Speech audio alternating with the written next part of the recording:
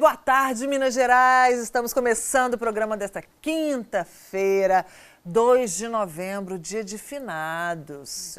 Hoje é dia de finados. E por isso nós vamos conversar sobre um assunto que é muito importante. Não só a gente conversar no dia de finados, como qualquer outro dia do ano, que é a questão do luto, a importância de se vivenciar o luto. Nós vamos conversar sobre isso daqui a pouquinho com o psicólogo e psicanalista Janilton Gabriel de Souza. E hoje também teremos para inspiração com mesa de petiscos, para você fazer uma mesa bem bacana para receber os amigos assim, de uma forma mais, como é que fala, mais íntima, informal. Daqui a pouquinho vocês vão ver. Hoje também tem Débora Ribeiro com aquela culinária maravilhosa e Lu Pontes trazendo pra gente aquela maquiagem assim, da hora do desespero, sabe? Quando você assim tá na emergência de precisar de uma maquiagem e não tem muitos produtos, então ela vai mostrar para vocês que com apenas 3 produtos você pode fazer uma maquiagem. Tudo isso daqui a pouquinho, porque o Mais Estilo só está começando.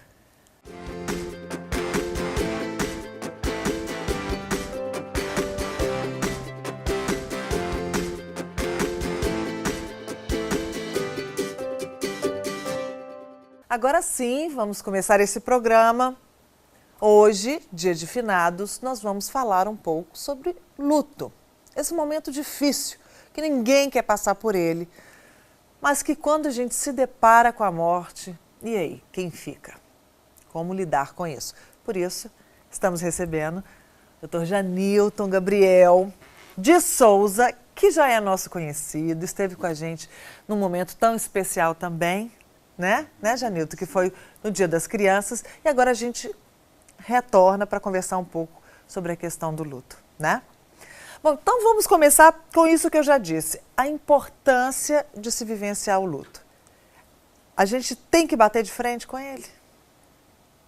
Há uma coisa no luto, acho que é uma experiência humana da qual é necessário um tempo de vivenciá-lo.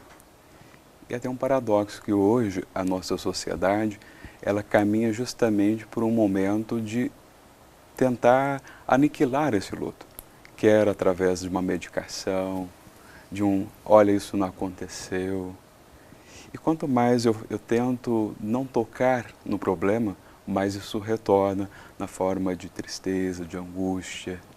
Então é um processo. É um processo. Sim, a gente vê que muitas vezes a pessoa está durante o enterro, por exemplo, né, o velório, o enterro da pessoa, você vê que a pessoa não está sofrendo, está tranquila, passam uns dias, ela continua tranquila, e uma semana depois, 10 dias depois, essa pessoa cai numa tristeza absoluta.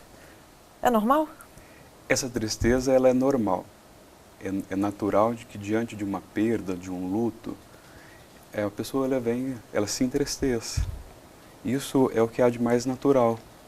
É uma coisa que com o tempo, com a elaboração, com a conversa, né, nesse sentido, quando os familiares se reúnem para poder falar desse ente que se perdeu, é muito importante, porque é o momento de retomar as vivências, as lembranças e ir dando um lugar a ela no psiquismo.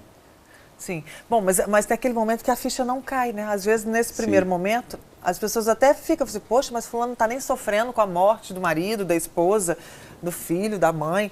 Mas é porque demora um tempo, às vezes, para essa ficha cair. Parece que dá uma anestesia e depois que vem essa tristeza, né? Mas, bom, esse luto é importante, então. É preciso vivenciar esse momento. Não é para negar essa situação, não é isso? Nem com medicação e nem negando mesmo que aquilo tenha acontecido, é isso? A negação, ela faz parte, mas essa negação desse primeiro choque da morte de uma pessoa que você ama, essa negação, ela vem até como um recurso psíquico para lidar com essa perda. Isso já vem de uma forma muito natural. O que não pode acontecer é eu tentar medicar esse processo. Isso sim vai ter graves consequências, eu vou ampliar esse período de luto. O período de luto é um tempo que eu preciso vivê-lo. Então, se eu venho e eu medicalizo esse tempo, eu tomo uma medicação, eu vou aumentar. Está empurrando Sim. a situação. É mais ou menos aquela brincadeira. Ao invés de eu lidar com isso, eu estou esticando, estou deixando para lidar depois. Mas uma hora ou outra eu vou me deparar com algo dessa perda. Entendi. Bom, mas você está dizendo então que o luto tem um tempo, ele tem um prazo. Tem um prazo. E qual é esse tempo? Existe um tempo assim que a gente consegue perceber que, isso é luto, e um tempo que passou desse tempo já pode ser, por exemplo, uma depressão? O que normalmente acontece é que nesse período, quando eu perco uma pessoa, pode desencadear ali também algo que já não vinha bem com essa pessoa, e às vezes a gente não sabe onde é que a gente se sustenta. Às vezes a pessoa que eu perdi, para mim, tinha um papel de uma pilastra, fazia parte da minha estrutura. E quando eu perco ela, eu também me perco, eu me desabo. Então a gente não sabe, para algumas pessoas, qual que é o papel que aquela pessoa representa. Então o que vai acontecer, o luto, com o tempo ele passa, normalmente ali um ano e pouco. Cada pessoa também tem um tempo para lidar, para elaborar essa perda. Mas o que a gente vê é que algumas perdas vão desencadear algo que já não vinha bem com essa pessoa, e aí ela vem uma depressão, uma patologia maior do que é só o luto. Mas às vezes não. Isso é porque a pessoa tem uma predisposição para alguma outra patologia, é isso? E que às vezes ela está guardada ali porque a pessoa conseguia se manter bem. Isso. E aí acaba que essa perda vira como se fosse o estopim ali, né? A válvula que vai desencadear essa patologia que já existia. Exato, algo ali já estava instalado, já estava ali na pessoa, estava se segurando, né, ao seu modo. E às vezes até a pessoa com a qual ela perdeu fazia um papel muito importante.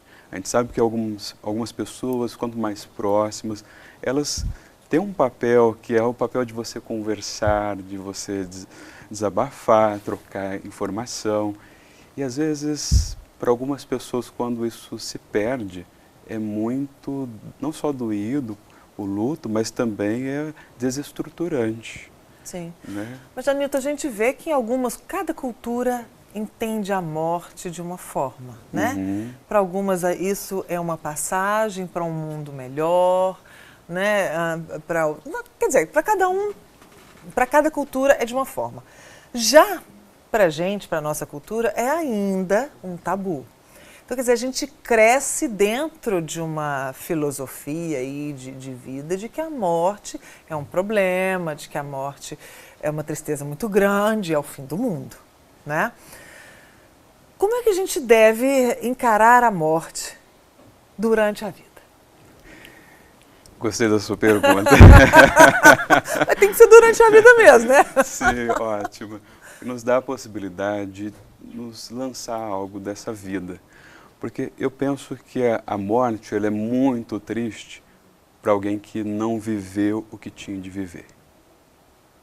Que não aproveitou, que não se lançou a fazer aquilo que queria.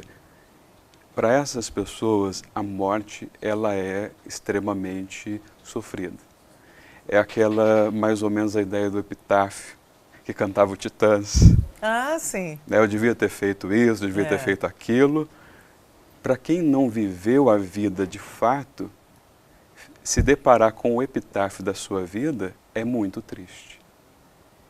E talvez, se a gente tenta negar a morte, que é o que hoje culturalmente nós fazemos, nós nos lançamos para esse epitáfio. Porque a gente vive a vida como se não houvesse a morte. E a morte nos recoloca algo da vida, porque se um dia eu vou morrer, eu tenho que hoje vivenciar, aproveitar, me lançar. É como se não houvesse amanhã. De fato, a gente não sabe. A gente não sabe quando é que isso termina. Mas se a gente sabe que isso termina, pelo menos eu imagino que você vai viver muito, você vai se lançar, não vai ficar com aquela frescura de viver. Porque hoje a gente tem uma frescura de viver. Ah, não, eu não posso isso porque o outro vai achar isso de mim, o que o outro pode pensar de mim, e eu não vivo. Ou eu vivo para o outro, em função do outro. É engraçado que uma vez eu tive a oportunidade, que para mim foi uma das grandes experiências da minha vida, de entrevistar um sobrevivente daquele acidente nos Andes, em 1970, não foi nessa época que eu entrevistei ele, não, foi nessa época que houve o acidente, né? Aquele acidente nos Andes que virou até filme, inclusive do avião que caiu lá nos Andes, e eles ficaram lá no meio da neve, perdidos durante muito tempo, e foram considerados mortos. Uhum. E aí eu conversando com esse sobrevivente, eu perguntei para ele o que ele tira dessa, né, de experiência de vida com relação a essa situação que ele viveu, até porque ele foi considerado morto durante um bom tempo. Uhum. E quando ele foi encontrado, ele conseguiu sair lá dos Andes e foi encontrado e voltou depois para a casa dele. Inclusive, ele relata um momento muito emocionante quando ele reencontra o pai. Porque nesse acidente, a mãe morreu, a irmã morreu, eles foram comendo os restos mortais dos amigos, dos familiares. Olha que coisa trágica, né? Uhum. Inclusive, por causa desse acidente, eu esqueci até de onde que ele é, o Uruguai. Acho que é o Uruguai mesmo. Lá, agora, todo mundo, a partir dessa época, todo mundo que nasce já é doador de órgão por causa dessa questão, porque um se doou para o outro, né? Uhum. Mas, enfim, estou falando muita coisa para dizer que quando ele retornou, né, à sociedade, ele falou assim: Angélica, eu percebi que a vida é só da gente. A minha vida é só minha, então não importa o que o outro está pensando, porque quando ele morreu e voltou, ele percebeu que a vida de todo mundo continuou. O mundo não parou porque ele morreu. A vida continuou para todo mundo, para o pai dele, para a família, para os amigos, todo mundo continuou a viver. Então a gente não pode se enterrar junto com aquele ente querido, porque a vida tem que continuar. E precisa continuar em duas direções, inclusive. O Freud falava que nesses momentos, duas direções podem nos ajudar, que é a questão do amor e do próprio trabalho, porque nos recoloca no fazer. E a melhor homenagem que a gente pode fazer à pessoa que amamos e que morreu é seguir a nossa vida. E aproveitá-la. Aproveitá-la. Essa é a maior homenagem que a gente faz a uma pessoa que se foi. Porque, assim, certamente eles não gostariam que a gente parasse a nossa vida e sofresse a perda dele eternamente. Bom, então esse luto é importante, mas o retomar a vida também é importante. Sim. Bom, você disse que em torno de um ano e meio, isso vai depender da pessoa, né? Uhum. Da personalidade de cada um. Tem gente que até se recupera mais rápido. Sim. Também. Mas a gente também precisa buscar meios, né, para retomar essa vida, né? O que a gente pode fazer? Talvez uma atividade física, uma viagem? O que você indica para essas pessoas que estão vivenciando o luto e que às vezes estão com dificuldade de retomar a vida? Acho que seguir aquilo que elas mais gostam de fazer, no trabalho, se elas gostam, é poder se dedicar a isso no trabalho que fazem, a uma viagem, se gostam de viajar, ao amor, né, no sentido de poder amar, no sentido de amar o outro e de se lançar a isso. E se amar também. E se amar, porque assim, estamos dizendo aqui que mais ou menos seria esse o caminho. É claro que vai se fazer isso com certas dificuldades. Houve uma perda, assim, ali. Mas parar e ficar ali também parado, isso também complica um pouco mais. Agora, se eu me lanço e vou fazer o que eu gosto, a chance de eu sair desse luto um pouco mais rápido e tendo elaborado, seguir a minha vida é muito maior. Sim. Mas tem algumas pessoas que também se apegam a outras coisas. Não sei, eu acho que existem pessoas que têm apego às coisas.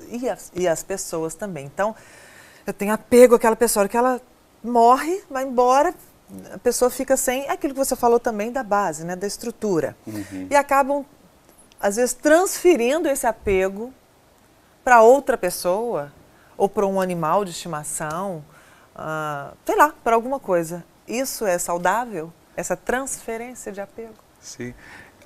Quando o ente querido morre, aquele investimento de amor que eu tinha naquela pessoa, isso se volta no primeiro momento para mim. E daí o sofrimento. Porque assim, aquela energia que eu lançava ao outro, isso volta para mim de uma forma muito arrebatadora. E daí tem a ver com esse sofrimento, tem a ver com esse... Isso é natural que aconteça de voltar para nós, mas também é esperado que eu faça o processo de reinvestir em outras coisas. Seja numa outra pessoa, seja num pet, seja no que for. Eu preciso relançar em outros objetos, em outras coisas que me fazem seguir a vida. É um assunto que ele é pesado, mas a gente pode dar uma leveza para ele, né? A gente tem que saber encarar a vida, seguir adiante, aproveitar a vida, não é? E aproveitar essas pessoas que estão à nossa volta enquanto elas estão aqui, porque a gente nunca sabe o que vai acontecer. A melhor coisa, talvez facilita um pouco esse luto, quando de fato eu vivenciei com aquela pessoa, eu estive presente.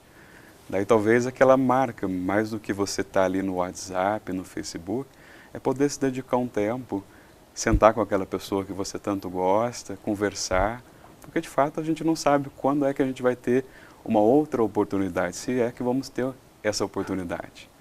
Então isso nos recoloca a dimensão dessa vida que é muito passageira, né? Ela é muito líquida, né? Muito rápida. Quando a gente se dá conta, ela já se foi. E talvez assim, também com isso a dimensão da morte nos coloca algo nosso, porque tem pessoas que passam a vida como mortas, que não se lançam, que assim, se ficam naquela coisa de eu não posso fazer isso, isso vai ser difícil. E a vida, gente, a vida passa. Né? E a morte, ela é a certeza. Até a morte, o que nós vamos fazer é incerto. E talvez isso é o que há de divertido da vida.